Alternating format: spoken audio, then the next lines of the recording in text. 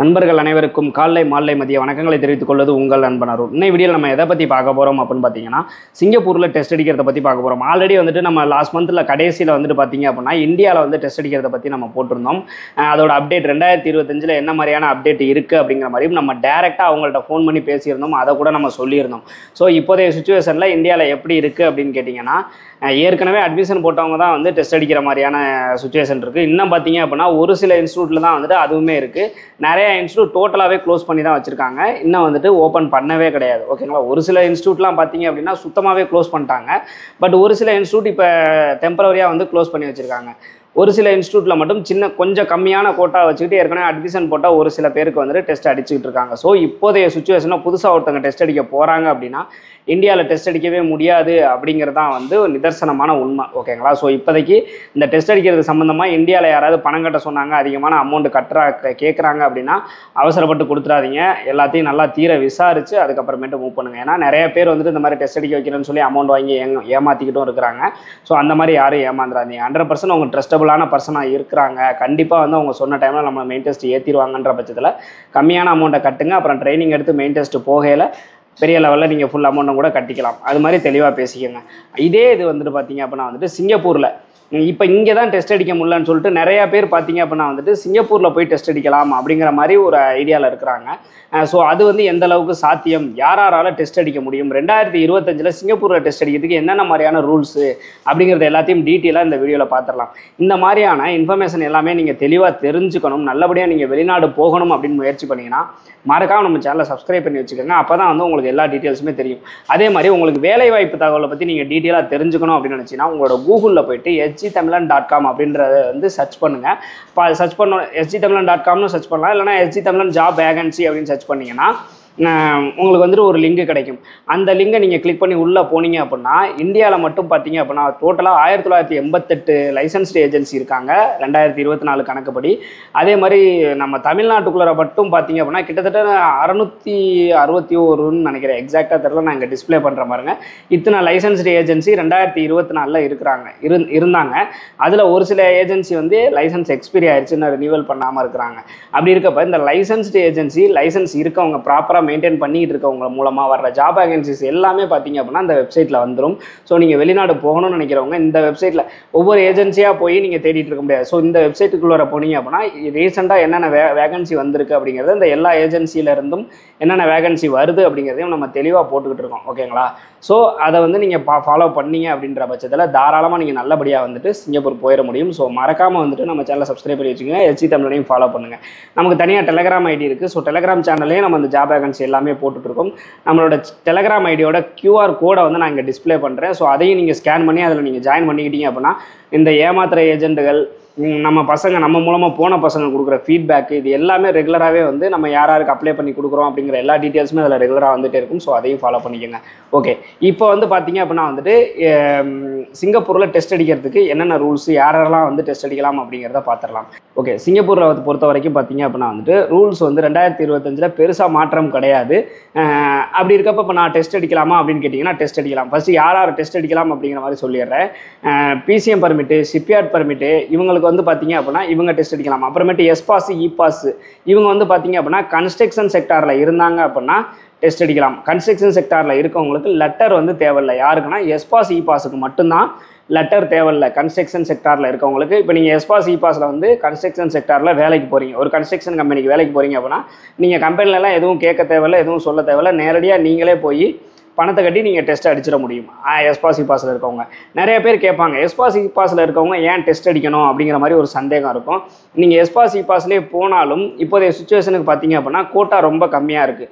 உங்களுக்கு வந்து சம்பளம் வந்து அதிகமாகிட்டே போகுது. எஸ்பாஸில், இபாஸில் இருக்கவங்களுக்கு சம்பளம் அதிகமாக கொடுக்கணும் அப்படிங்கிற மாதிரி சிங்கப்பூர் ரூல்ஸ் போட்டுட்ருக்காங்க. அப்படின்ற பட்சத்தில் இப்போ நீங்கள் போயிருக்கிறீங்க, இதுக்கு வந்து இப்போ 2 வருஷம் எஸ்பாஸ், இபாஸில் 2 வருஷம் பர்மிட்டில் போயிருக்கீங்கன்னு வச்சுக்கோங்க.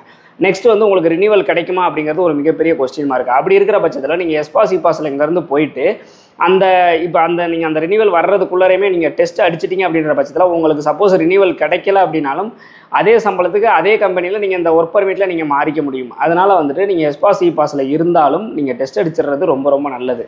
ஓகே, இப்போ அதே மாதிரி நம்ம சிபிஆர் பர்மிட்டு பிசிஎம் பர்மிட்டில் இருக்கவங்கலாம் டெஸ்ட் அடிக்கலாம்னு சொன்னோம். ஆனால் அவங்களுக்கு கண்டிப்பாக கம்பெனி லெட்டர் அப்படிங்கிறது அவசியம் தேவை. ஓகேங்களா? ஸோ கம்பெனி லெட்டர் இருந்தால் மட்டும்தான் டெஸ்ட் அடிக்க முடியும். இந்த கம்பெனி லெட்டர் வாங்குறதுல என்ன பிரச்சனை அப்படின்னு கேட்டிங்கன்னா, இப்போ பிசிஎம் பர்மிட்டில் இருக்கவங்க சிபிஆர் பர்மிட்டில் இருக்கவங்கலாம் பார்த்தீங்கன்னா அந்த கம்பெனிக்கு வந்து பார்த்தீங்கன்னா நீங்கள் டெஸ்ட் அடிச்சிருக்க வேண்டிய அவசியம் கிடையாது. இப்போ நீங்கள் சிபிஆர் பர்மிட்டில் போகிறீங்கன்னா அந்த கம்பெனிக்கு நீங்கள் சிபிஆர் பர்மிட்டில் நீங்கள் காலம்பூரா ஒர்க் பண்ணலாம்.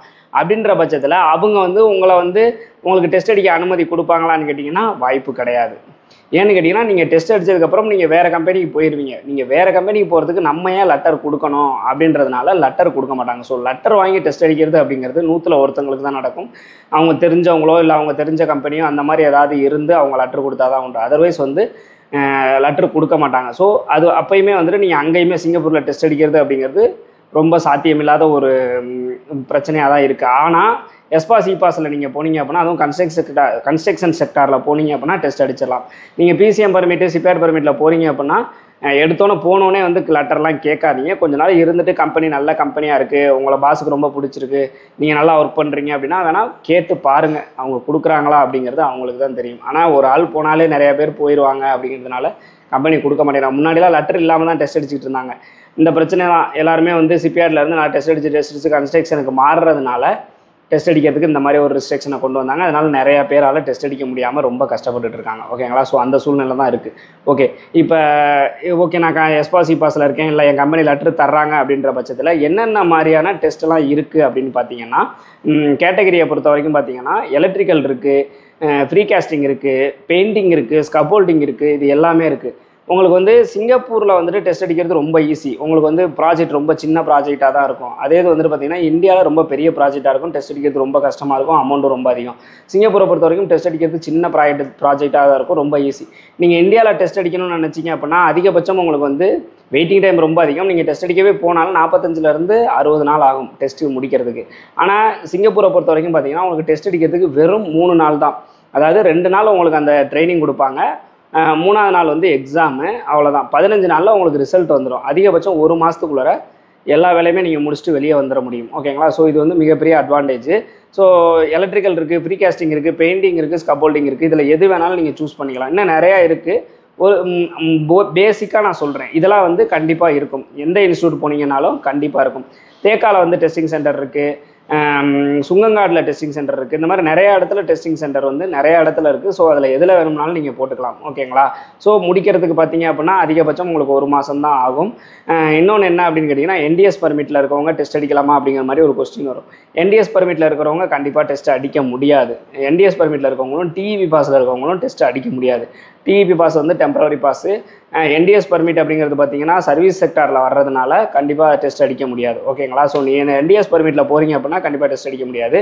ஆனால் வந்துட்டு நீங்கள் டிஇபி பாஸில் போனீங்கன்னா அது ஷார்ட் டைம் பாஸ், நீங்களும் டெஸ்ட் அடிக்க முடியாது. மற்றபடி எல்லாருமே டெஸ்ட் அடிச்சுக்கலாம். ஓகேங்களா? டோட்டலாக இதுக்கு எவ்வளோ ஆகும் அப்படின்னு பார்த்தீங்கன்னா $1400 $1600 உங்களுக்கு ஆகும். ஓகேங்களா? ஸோ இவ்வளோ தான் அமௌண்ட் ஆகும் டெஸ்ட் அடிக்கிறதுக்கு. 1400 to 1600 1 லட்ச ரூபா தான் டெஸ்ட் அடிக்க ஆகுது. இதே இது இந்தியாவில் பார்த்தீங்கன்னா டெஸ்ட் அடிக்க எவ்வளோ கேட்குறாங்க அப்படின்னு பார்த்தீங்கன்னா 4லேருந்து 5 லட்ச ரூபா கேட்குறாங்க. ஆனால் சிங்கப்பூரில் 1 லட்ச ரூபா தான் கேட்குறாங்க. ஸோ நல்ல விஷயம் இல்லை. இது மாதிரி இங்கேயும் கேட்டாங்கன்னா ரொம்ப நல்லாயிருக்கும். ஸோ வந்துட்டு $1400 உங்கள் கையில் இருக்குது. நீங்கள் வந்து எஸ்பாஸ் இபாஸில் கன்ஸ்ட்ரக்ஷன் செக்டாரில் இருக்கீங்க, இல்லை நீங்கள் பிசிஎம் பர்மிட்டு சிபிஆர் பர்மிட்டில் வந்துட்டு கம்பெனி லெட்டர் தருவாங்க அப்படின்ற பட்சத்தில் தாராளமாக மூவ் பண்ணுங்கள். டெஸ்ட் அடித்து வச்சுக்கிறது ரொம்ப ரொம்ப ரொம்ப நல்லது. இப்போதைய சுச்சுவேஷனுக்கு பார்த்தீங்க அப்படின்னா ஃபியூச்சரில் அதிகமான வேலைவாய்ப்புகள் யாராருக்கு இருக்கும் அப்படின்னு பார்த்தீங்கன்னா பிசிஎம் பர்மிட்டு, சிபிஆர் பர்மிட்டு, அதுக்கப்புறமேட்டு பார்த்தீங்கன்னா டிஇபி பாஸில் நிறையா பேருக்கு வேலை இருக்கும். அப்புறமேட்டு இந்த டெஸ்ட் அடித்தவங்க தான் எல்லாத்துக்கும் மேலே டெஸ்ட் அடித்தவங்க. அதிக சம்பளத்தில் வந்து நீங்கள் நல்ல சம்பளத்தில் லாங் டேர்ம் இருக்கணும் அப்படின்னு நினச்சிங்கன்னா டெஸ்ட் அடிச்சுக்கிறது ரொம்ப ரொம்ப நல்லது. நீங்கள் எஸ்பாஸ் இபாஸில் இருந்தாலும் இப்போதைக்கு அது கை கொடுக்கும், கண்டினியூஸாக உங்களுக்கு கை கொடுக்கும்னு சொல்ல முடியாது. அதனால் டெஸ்ட் அடித்து வச்சுக்கோங்க, அது ரொம்ப ரொம்ப நல்லது. ஓகேங்களா? ஸோ இதில் வேறு ஏதாவது டவுட் இருந்தாலும் தாராளமாக கமெண்ட் செக்ஷனில் கேளுங்க, கண்டிப்பாக நான் ரிப்ளை பண்ணுறேன். இந்த மாதிரியான இன்ஃபர்மேஷன்லாம் தெரிஞ்சுக்கணும்னு நினச்சினா மறக்காம நம்ம சேனலை சப்ஸ்கிரைப் பண்ணி வச்சுக்கோங்க. மீண்டும் ஒரு வீடியோவில் சந்திப்போம். பாய்.